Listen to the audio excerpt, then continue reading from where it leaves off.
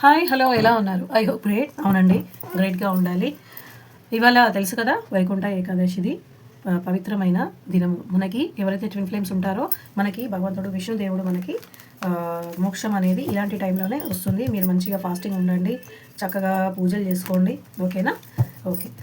కృష్ణాయ వాసుదేవాయ ప్రణీయే పరమాత్మనే, కృష్ణాయ వాసుదేవాయ గోవిందాయ నమో నమః. మీ మనసులో వ్యక్తి పేరు 3 సార్లు తలుచుకోండి. చాలా మంచి కార్డు వచ్చింది. ఓకే, మీ మనసులో వ్యక్తిని 3 సార్లు తలుచుకోండి, పేరు తలుచుకోండి, తనని విజువలైజ్ చేసుకోండి. మా శక్తి వచ్చింది ఇవాళ. రీడింగ్ తొందరగా అవ్వాలి, ఎందుకంటే నాకు వీడియో సపోర్ట్ చేయడం లేదు. మీ డిఎం మీ గురించి బాధపడుతున్నారు, మిమ్మల్ని వదిలించుకోవాలని చూస్తున్నారు. ఒకవేళ ఇది కూడా మీరు కూడా అనుకోవచ్చు, మీకు ఏదో తెలియంది ఏదో బాధ పెట్టారు, సో మీరు చాలా బాధపడుతున్నారు. కానీ డిఎఫ్ మాత్రము చాలా చక్కగా తన ఇన్నర్ వర్క్లో ఉన్నారు. డిఎం మీ దగ్గరికి రావాలని చాలా ప్రయత్నాలు చేస్తున్నారు. ఓకే, నేను చెప్తానండి దీని గురించి. ఇవాళ మాత్రం రీడింగు ట్విన్ ఫ్లేమ్ జర్నీదే వచ్చింది, ఎందుకంటే పూర్వజన్మ భార్య భర్తల గురించే మాట్లాడుతున్నాడు భగవంతుడు ఇవాళ మన టారోస్ రీడింగ్తోని. డిఎం అయినా డిఎఫ్ అయినా ఇవన్నీ రాసులకు పనికొస్తుందండి. మేషం, వృషభం, మిథునం, కర్కటం, సింహం, కన్యాతుల, వృచ్చికం, ధనస్సు, మకరం, కుంభం, మీనం అన్ని రాసుల వాళ్ళకి వస్తుంది. మీరు ఇప్పుడే కాదు, ఒక 10 ఏళ్ల తర్వాత ఈ వీడియో చూసినా మీకు రిజిగ్నేట్ అవుతుంది.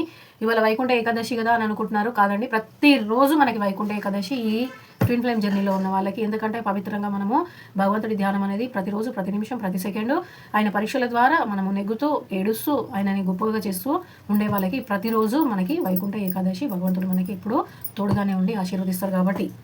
ఓకేనండి, ఇది వచ్చేసి మనకి తులారాశి వాళ్ళది వచ్చింది. ఇంకా వచ్చేసి మన వృషభం రాశి వాళ్ళది వచ్చింది. తులారాశి వాళ్ళు, వృషభం రాశి వాళ్ళు ట్విన్ ఫ్లేమ్లో ఉంటే కనుక మీ ఎవరైతే డిఎఫ్ ఉన్నారో ఆమె వర్క్ మీద ఉన్నారు. ఆమె చాలా అంటే ఆమె కూడా మిమ్మల్ని చూసి ఆమె మారిపోయినారు. మెటీరియలిస్టిక్ అంటే ఉమెన్ అయిపోయారు ఆమె. ఇప్పుడు మీరు ఎట్లా మెటీరియలిస్టిక్ మ్యాన్ ఉంటారో డిఎం, అలాగే ఆవిడ కూడా అయిపోయారు. ఆమె చాలా చక్కగా అందంగా అద్భుతంగా తయారయ్యారు. ఇంకా ఇవాళ మనకి మా శక్తిది కార్డు వచ్చింది. దయచేసి ఇవాళ ప్రతి ఒక్కరు ఈ ట్విన్ ఫ్లేమ్ జర్నీలో ఉన్న వాళ్ళే కాకుండా ఎవరైతే ఈ వీడియో చూస్తారో వాళ్ళందరూ భగవంతుడికి చాలా ధ్యానం చేయండి. దేవుడు మిమ్మల్ని కోరుకుంటున్నాడు, మీకు అన్ని మంచి జరుగుతాయని చెప్తున్నారు. డిఎం అయితే డిఎం ఇంతకుముందు మీ దగ్గరకు వచ్చినప్పుడు కొన్ని బ్యాడ్ థింగ్స్ జరిగినాయి. ఎందుకు అని అంటే, ఒకవేళ ఎవరికైనా ఇది జరిగితే రిజిగ్నేట్ అయి ఉంటే చెప్పండి.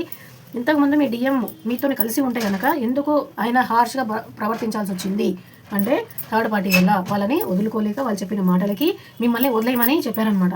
ఆయన సరే వాళ్ళ మాట వినేసి మిమ్మల్ని వదిలించుకోవాలని తల కింద వేసేసుకొని కట్టేసుకొని రాత్రంతా ఊగిండు. కాకపోతే మీరు సబ్కాన్షియస్ మైండ్లో ఎప్పుడూ కూర్చొని ఉంటారు.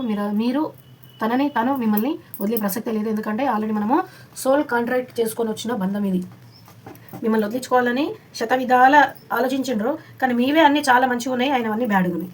ఇప్పుడు మీరు ఎట్లున్నారంటే డిఎఫ్ ఎవరైతే ఉన్నారో తనని దూరం పెట్టేసి డిఎంని అంటే ఎంతవరకు మర్చిపోవాలో ఎంతవరకు పెట్టాలో అంతవరకు ఆయన నుంచి నేర్చుకొని ఆయనని దూరం పెట్టి ఇన్నర్ హీలింగ్ చేసుకొని తన అనేది చాలా గొప్ప స్టేజ్లో ఉన్నారు ఆవిడ.